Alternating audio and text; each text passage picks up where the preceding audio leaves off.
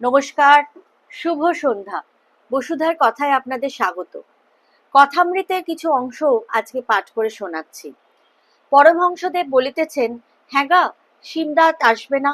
একজন ব্রাহ্মভক্ত বলিতেছেন, না, আজ তার অনেক কাজ আছে, আসতে পারবেন না। পরমহংসদেব বলিলেন, শিবনাথকে দেখলে আমার আনন্দ হয়, যেন ভক্তিরসে ডুবে আছে। যাকে অনেকে গণে মানে, তার মধ্যে নিশ্চয়ই ঈশ্বরের কিছু শক্তি আছে। তবে শিবনাথের একটা ভারী দোষ আছে, কথার ঠিক নাই। আমাকে বলেছিল যে একবার ওখানে অর্থাৎ দক্ষিণেশ্বরে কালীবাড়িতে যাবে, কিন্তু যায় নাই, আর কোনো খবরও পাঠায় নাই। ওটা ভালো নয়। এইরকম আছে যে সত্য কথাই কলির তপস্যা। সত্যকে আঁট করে ধরে থাকলে ভগবান লাভ হয়, সত্যে আঁট না থাকলে ক্রমে ক্রমে সব নষ্ট হয়। এই এই এই ছোট্ট একটা কথা, যে এই অনেস্টিটা, নিজের ভেতরের অনেস্টিটা, এটাই তো একটা মানুষকে অন্য আর একটা মানুষের থেকে বা অন্যান্য প্রাণীদের থেকে আলাদা করে। তো সেই ক্যারেক্টারিস্টিক্সের জায়গাটা হচ্ছে সত্য কথা। এবং কোথাও অনেস্ট হোক না হোক, মানুষ যখন নিজের কনসিয়েন্সের সামনে দাঁড়ায়, সে যখন আয়নার সামনে দাঁড়ায়, is that person an honest person? সে কি একটা অনেস্টির জীবন যাপন করছে? এই অনেস্টিটা কিন্তু বাইরে দেখানোর নয়।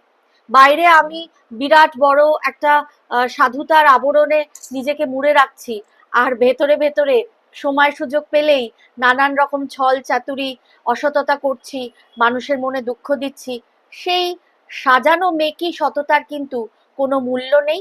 এবং কর্মফল বলে যদি কিছু থেকে থাকে, আমি মানি নিশ্চয়ই আছে, সেই দামও কিন্তু তাকে চুকিয়ে দিতে হয়। ঠাকুর বলছেন, সত্যে আঁট না থাকলে ক্রমে ক্রমে সব নষ্ট হয়। আমি এই ভেবেও যদি কখনো বলে ফেলি যে বাহ্যে যাব, যদি বাহ্যে নাও পায়, তবুও একবার গাড়ুটা সঙ্গে করে ঝাউতলার দিকে যাই। অর্থাৎ কতটা অনেস্টি সেই মানুষটার মধ্যে আছে, যার মুখ ফসকে একবার স্লিপ হয়ে গেছে যে সে একটা সে বাথরুমে যাবে, কিন্তু তার পায়নি হয়তো, কিন্তু তবুও তার নিজের সততা তাকে প্রভোক করছে যে না, সে মুখে যেটা বলেছে এবং বাইরে সে যেটা করবে, তার মধ্যে যেন একটা সিমিলারিটি থাকে। এবং এই কথাটাই ঠাকুর কিন্তু বারবার আমাদের বলছেন, মন আর মুখ এক করাই হচ্ছে প্রকৃত সাধনা। আমি মনে একরকম ভাবছি, মুখে একরকম বলছি, আর কাজে আর একরকম করছি, এই তিনটের মধ্যে যখন কোনো মিল থাকে না, সেই রকম জাতীয় মানুষ কিন্তু খুব ক্ষতিকারক। এবং তারা কিন্তু আস্তে আস্তে মানুষের বিশ্বাসযোগ্যতা হারায়, যতই তারা ভেগ ধরে থাকুক। আমার এই অবস্থার পর মাকে ফুল হাতে করে বলেছিলাম, মা, এই নাও তোমার জ্ঞান, এই নাও তোমার অজ্ঞান, আমার শুদ্ধা ভক্তি দাও মা। এই নাও তোমার সূচি, এই নাও তোমার অসুচি, আমার শুদ্ধা ভক্তি দাও মা। এই নাও তোমার ভালো, এই নাও তোমার মন্দ, আমার শুদ্ধা ভক্তি দাও মা। এই নাও তোমার পুণ্য, এই নাও তোমার পাপ, আমার শুদ্ধা ভক্তি দাও। যখন এইসব বলেছিলুম, তখন এ কথা বলিতে পারি নাই, মা, এই নাও তোমার সত্য, এই নাও আমার অসত্য। অর্থাৎ ঈশ্বরকে যখন আমি কিছু অফার করছি, I should give my best. ঠাকুর তাই বলছেন যে সত্য দিলাম, কিন্তু অসত্যকে দিতে পারলাম না। সব মাকে দিতে পারলুম, সত্য মাকে দিতে পারলুম না। ব্রাহ্ম সমাজের পদ্ধতি অনুসারে উপাসনা আরম্ভ হইল। বেদির উপর আচার্য সম্মুখে সেজ। উদ্বোধনের পর আচার্য পরমব্রহ্মের উদ্দেশ্যে বেদোক্ত মহামন্ত্র উচ্চারণ করিতে লাগলেন। ব্রাহ্ম ভক্তগণ সমস্বরে সেই পুরাতন আর্য ঋষির শ্রীমুখ নিঃসৃত তাহাদের সেই পবিত্র রসনার দ্বারা উচ্চারিত নাম গান করিতে লাগিলেন। বলিতে লাগিলেন, সত্যম জ্ঞানম অনন্তম ব্রহ্ম আনন্দ রূপম অমৃতম যদ্বিভাতি শান্তম শিবম অদ্বৈতম শুদ্ধম পাপম অপাপবিদ্ধম। প্রণব সংযুক্ত এই ধ্বনি ভক্তদের হৃদয়াকাশে প্রতিধ্বনিত হইল।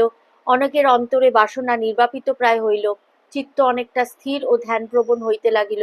সকলেরই চক্ষু মুদ্রিত।